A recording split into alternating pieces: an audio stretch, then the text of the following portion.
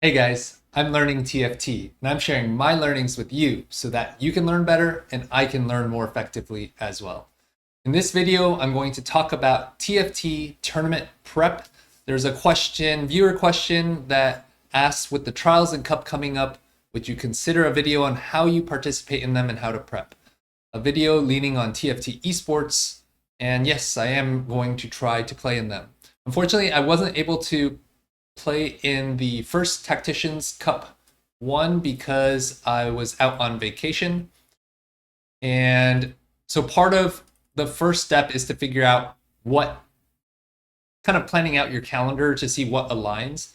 You can sign up for any of these TFT tournaments. Anybody can. If you go to this website, I'll try to remember to put a link to this website. You just use your Riot account and then you can click in and see which day. I like how they make it so unclear that you don't even know when the dates are. But the next one's going to be Tacticians Cup 2. And this is going to be on May 11th with a snapshot on the week before, I believe May 8th. So you can sign up when this is available. The easiest way is actually go to the Discord and you'll get notifications on that. So in this video, I'm going to kind of go through what to do weeks before the snapshot and tournament, how to kind of prepare, thinking about what the snapshot targets are. And I have like a historical list of what those have been that I can share. Mental prep. So kind of outside of the game itself, how to mentally prepare for the tournament, not just for the day of, but also in the weeks leading up to the tournament to make sure that your body and mind are performing optimally. Then in the days leading up to the tournament, what to kind of prepare for, the day of tournament strategy, and if you are making it to day 2 or day 3, if it's a 3-day tournament, how to approach that, because especially if the patch is new. And so a lot of the tournament strategy can actually vary depending on if the tournament weekend is the week of the patch or the second week of the patch. Because if it is in the first week of the patch, and if it's a big patch, oftentimes there's a lot of innovation occurring during the tournament itself. And so how to approach the shift in the meta that could very likely be occurring if you are playing in a tournament week of the patch. All right. And so I have kind of a hybrid meta mindset that's going to be, I mean, you can kind of call this meta mindset mental prep on these topics, though this is actually going to be based off of a video I created previously that was actually the first video I ever created and published in November of 2023, which was shortly after my first tournament experience, the Noxus Cup in set 9, where I got to the top 32, which is the equivalent of the cup, not the trials, but the cup. I made it to the last day of the tournament in my first tournament, and I shared a bunch of my strategies that I used to be able to mentally perform at a higher level than many of the competitors out there, which I think is one of my biggest competitive differentiators and advantages when it comes to tournaments, because in most of the tournaments I've played, I believe I have outperformed players of a higher skill level, both because, one, I believe that I just lock in more when I think something matters more. And two, I have a lot of the life skills from my own experience, having been an entrepreneur, startup founder, having to just get my life in order, because I ran a 40-person VC funded startup as the founder and CEO, and which was an incredibly stressful experience. I had gone through a ton of therapy, learned a lot, kind of the stuff outside of just the tactical stuff from that experience. And then later, I have been an executive coach for startup founders, where I share a lot of these tools and strategies to help high performing founders just perform more, like kind of peak performance mental capacity. And those same skills are useful, particularly when you're thinking about tournament execution and performance.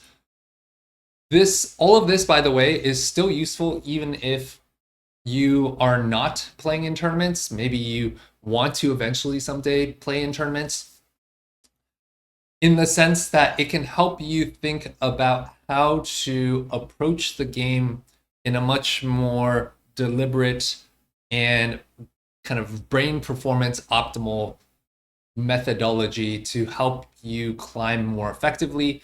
And just as similar to all of the content that I produce, thinking about how to apply these ideas, not just to TFT, but also to your life. All of these ideas can be extended as well. All right.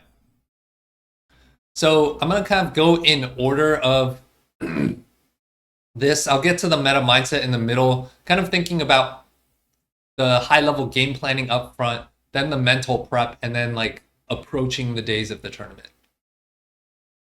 So first step, this is like kind of my prep process that I'm sharing from start to finish. So the first step is, and actually figure out when snapshots and tourneys are.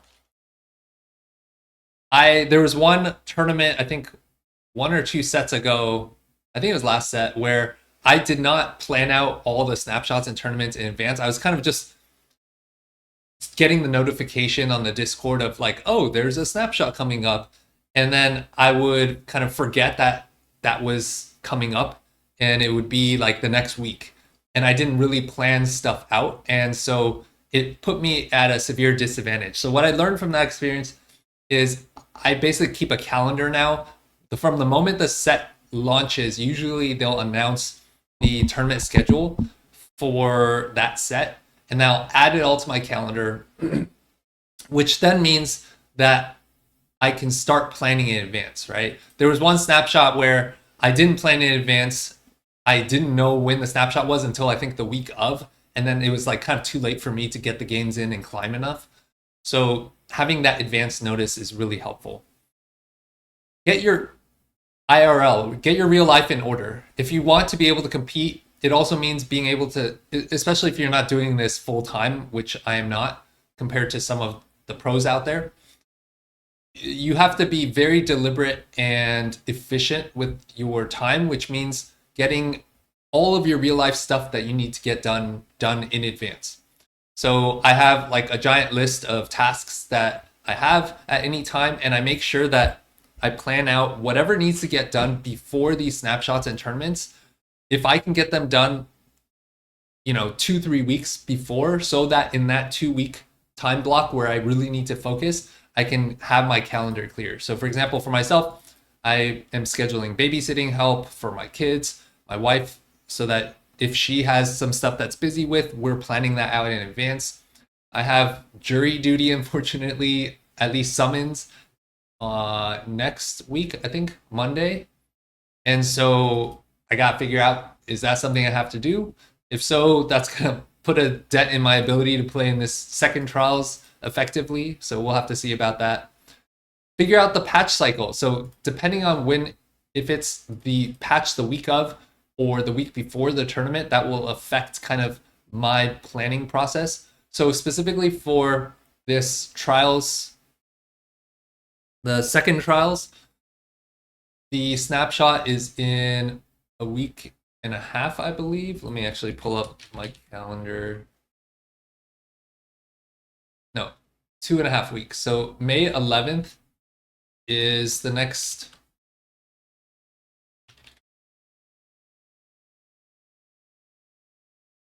May 11th is the trials to snapshot, and then the week after that is the tournament.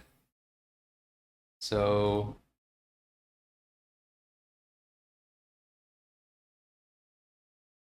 this is the trials to Tourney. And then the 14.4 patch is on May 14th. And then the 14.3 patch is May 1st, I believe. No. April 30th. Okay, so given this schedule, this weekend is the second weekend of the patch, and then this tournament is the first weekend. So my prep for the snapshot and the tourney will actually be different, because for this snapshot, I have far more time to explore as opposed to exploit. Whereas for this tournament, although the key thing is for the tournament, your ranked LP doesn't matter as much. So you can actually explore on ladder, and this is something that Wei-Jin Iverson talks about a lot when he was preparing for regionals. He'll do a lot of scrims, and like he's completely in explore mode, not exploit mode during that phase. And so you kind of got to figure out like what is your approach, especially if you, it partially also depends if you are doing, if you are kind of already past the snapshot target, then you don't need to optimize your LP as much, and you can focus much more on the exploring or learning phase. When the patch begins, I really focus on learning over LP, so doing a detailed breakdown of all the meta comps, especially new meta comps based off of the patch, research and VOD review.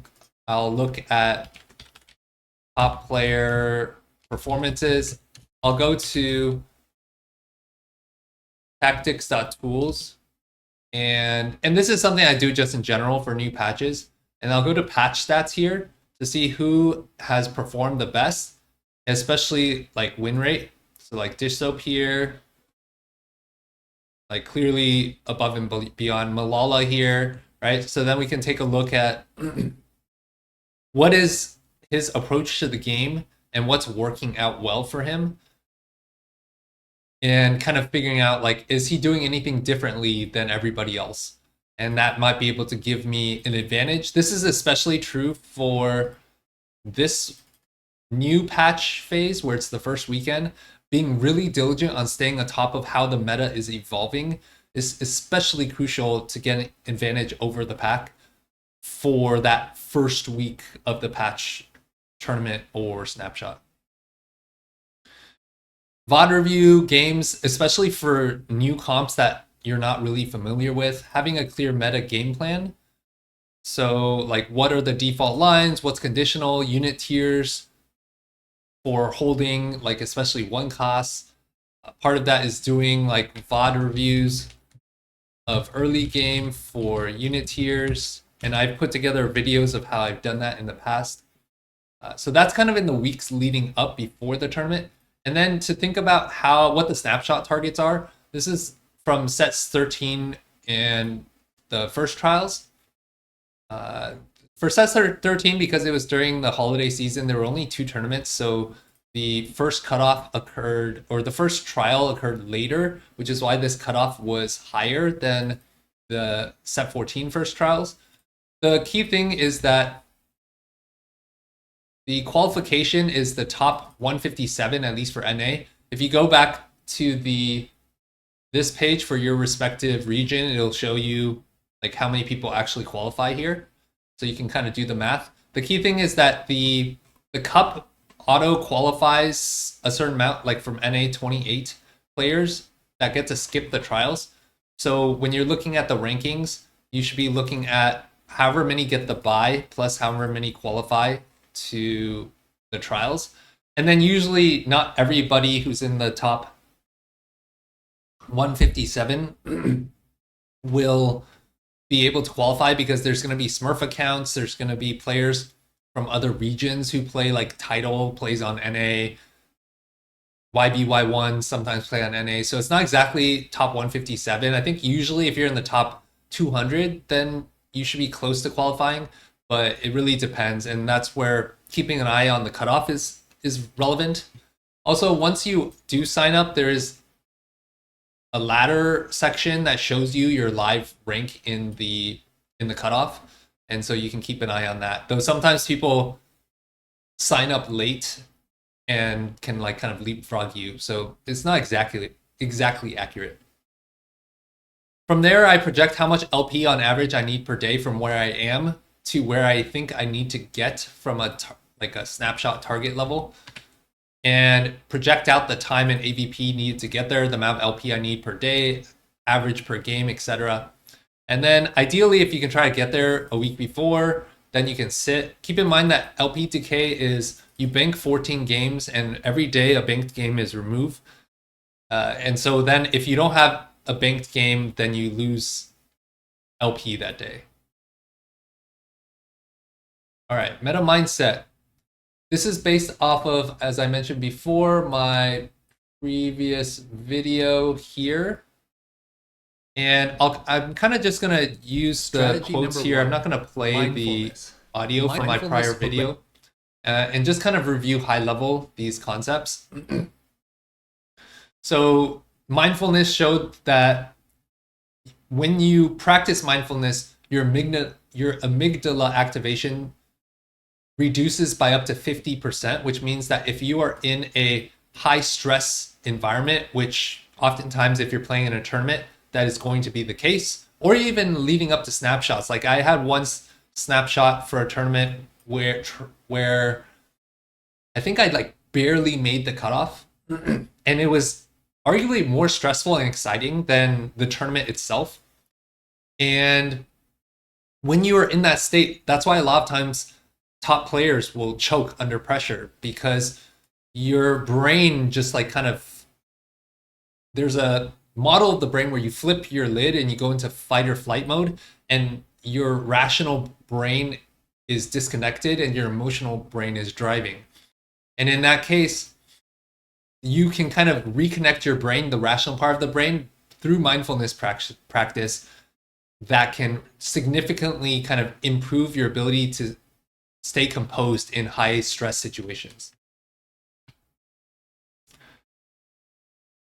So yeah, it also improves, mindfulness improves your working memory, which allows you to process a lot more information in the short term. Like let's say you're thinking about doing a 4-2 roll down, straddling two lines.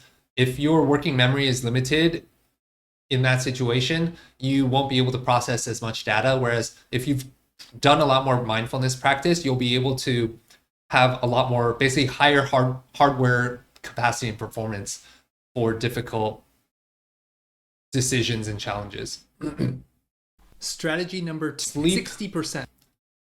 When you don't sleep well, your emotional activation is 60% more.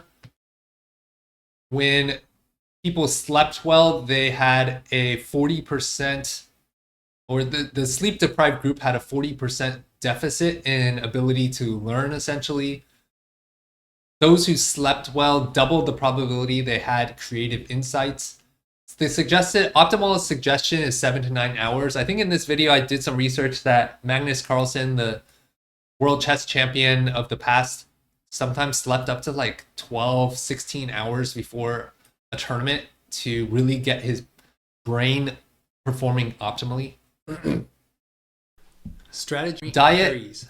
So diets rich in vegetables, fruit, fish, give you a lot more working memory.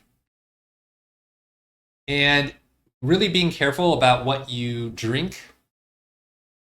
So alcohol, coffee, but specifically alcohol significantly impairs your learning ability by up to 50%. So of the material you're trying to retain, alcohol will just throw out half of that, right? So typically I'll drink alcohol every now and then, like maybe once a week or two, but usually as I am approaching tournament season, I will just cut out all alcohol. There's some research on cannabis as well that impairs your ability to learn. So I usually take some cannabis as well. I gotta cut all of that out as we're approaching this tournament season. Okay, so alcohol fragments your sleep. It's not very restorative. Strategy number exercise.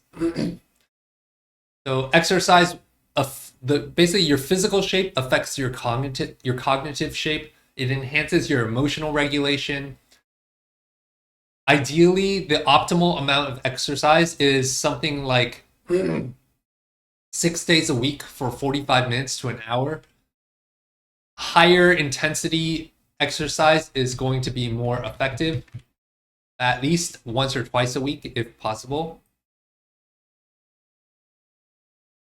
Let's see. Visualization. So there's basically an exercise where there was a study done on free throws between a control group and a test group where actually, I think it was 2 test groups. One group went in and practiced free throws every day for like 10 minutes. Another group did nothing, and then that's the control group. And then the third group, they didn't actually shoot free throws every day. They, for 10 minutes every day, they just visualized in their mind shooting free throws for 10 minutes over and over in their head. And what they found is the control group did worse than the group that shot every day. But the group that just visualized shooting free throws in their minds for 10 minutes a day, they actually performed about the same as the group that just went in and shot free throws every day. And so the idea here is that you can visualize yourself going into the tournament, performing well. Visualize yourself entering a new game in a high intense pressure situation, thinking about how you're going to use your tournament prep, your unit 1, tier 1 unit holds, your unit holds for $1 tier, you get my point. Basically thinking about going into augment selection, whatever frameworks you have. So visualizing all of that so that when the moment comes, you feel mentally prepared. This was a tactic that Michael Phelps, one of the greatest Olympic swimmers of all time, used religiously. He would constantly be visualizing himself diving into the pool, even visualize himself losing his goggles and how he would like kind of mentally react in that situation. So visualization and you can kind of combine this with mindfulness as well to be able to kind of make yourself mentally resilient. Rest.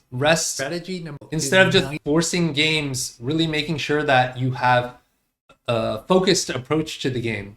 Anytime you're playing for more than 2 hours at a time, especially if you're going straight, you're going to be impaired mentally.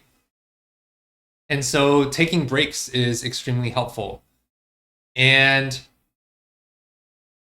that is relevant for the day of the tournament too, because it can be very intense. It's usually like a 4 or 5 hour block of time. So moving your body around, like taking a break, drinking some water, having some snacks, right, in between games is really helpful. All right, so then in the days leading up to the tournament, one suggestion that Happy's had was to play 6-game series at a time to get into the mindset of the tournament. This is a way to like kind of, again, visualize, prepare yourself mentally, practice what you're unfamiliar or uncomfortable with in the days leading up to the tournament. And if it's a new patch, explore and experiment with the new meta lines. And then Friday, like play to win to try to get into your tournament mindset. The day of the strategy tournament, you really want to stick with what you're familiar with. Avoid experimentation and limit testing. Decrease variance and aim for top 4s. Play what you know and are familiar with, I mentioned. Play 2 to 3 comps that you know really well, especially if it's a new patch. It could be hard to like be really wide. And this is especially true in the early mid part of the set. In the late part of the set where you kind of have explored more of the search space, that's less relevant. Reroll comps can have stronger mid games, which can increase or decrease variance and get you more top 6s. This is especially true if you started off really hot in the tournament and you just need to preserve downside or minimize downside. Early in the tournament, when the competition or average player quality is lower, you can consider playing more greedy and playing for first. It really depends on whether you think you're favored or not against the field, and you can kind of look at your lobby to figure out whether you think that's true or not. And points don't carry over day to day, so if you do start off a day really hot, you don't necessarily need to keep playing for first because you don't really get rewarded for that. And if you keep playing that approach, you could drop yourself out of the tournament. And then keep in mind how many points you need to make it to the next cutoff. Usually, if you average 4.0 or above, you're going to make the cutoff. Like Rainplosion in the last tournament did her math wrong, and she was playing a little bit too safe and barely missed the cutoff because she calculated the cutoff incorrectly. So just be conservative when you're thinking about that cutoff.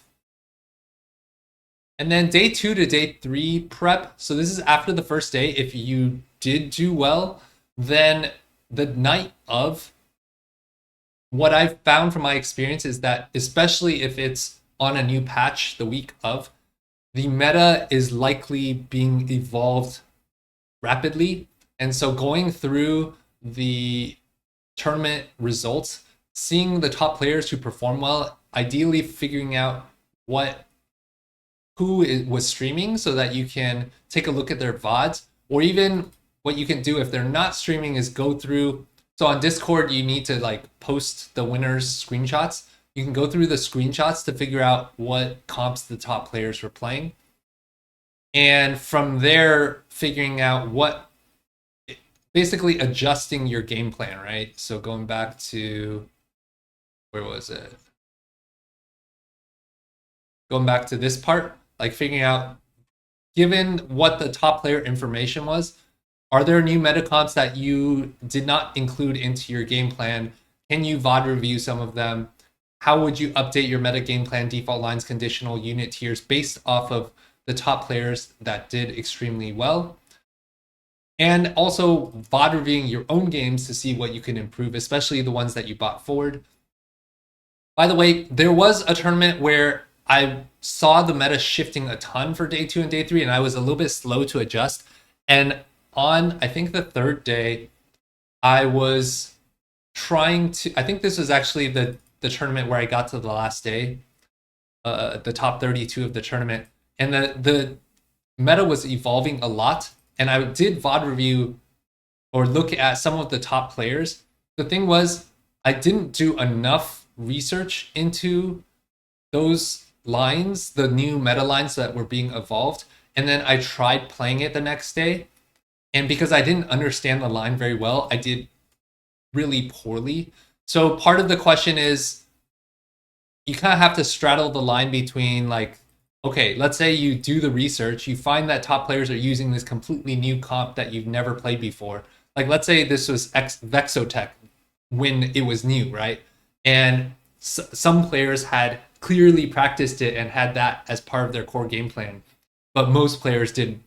Now, you, between day 1 and day 2, let's say, you VOD review and figure out like, oh, this Vexotech line looks pretty good. But you tried playing it maybe, and usually I don't even have time to like practice that evening because I'm just so tired and I want to make sure I have enough sleep. But if you do have time to practice, then that's great. And if you don't have time to practice, it can be hard to just go straight from cold turkey VOD reviewing to like executing it in a tournament game.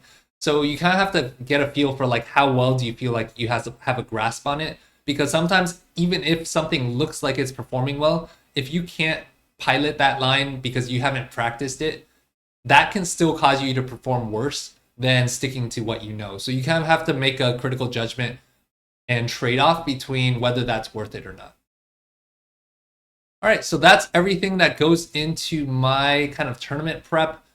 I think the big thing, just even for myself right now, that I need to really start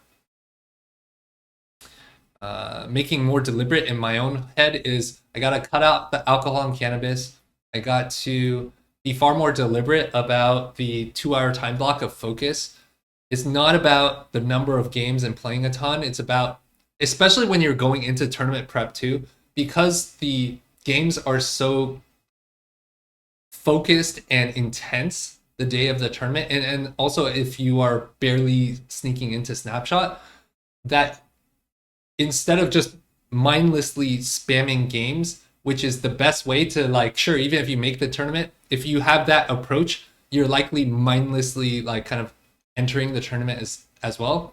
The earlier that you can take a far more deliberate approach, doing shorter blocks of play analyzing your games in between games, taking breaks in between games. Just like in a tournament, you're not usually, you play like 2 in a row blocks, and then they reseed, and so you have like, you know, you oftentimes have like 15-20 minutes in between like new seeded lobbies where take a break, analyze your VODs, get some exercise, do some jumping jacks, which is what I do, right?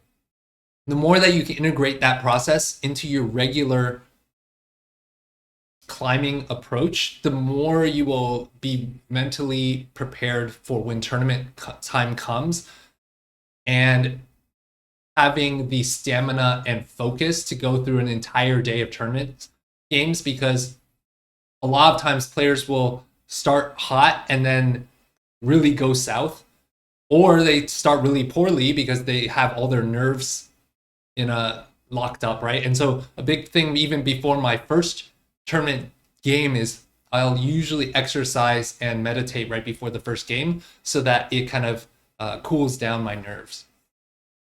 So I hope that this analysis on my tournament prep is helpful. If you have thoughts, comments, questions, I would love to hear them in the comments below. And if you have additional thoughts on what else you would like to see me cover, just like Beamer Too Easy here suggested, especially I'll kind of prioritize topics depending on how many upvotes those topics get, just because it shows a lot of interest from the community. I would love to hear your thoughts and suggestions on that as well. So with that said, I hope if you are going to play in some tournaments, I hope that you are able to use this information effectively. Maybe I'll see you in the upcoming trials. Thanks for watching, and I'll see you in the next one.